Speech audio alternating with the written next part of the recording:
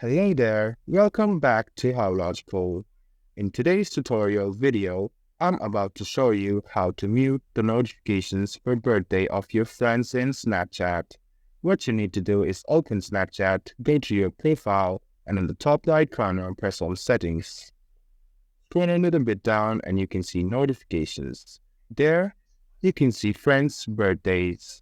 Unclick the friends' birthdays and you will no longer get notifications of your friends' birthdays.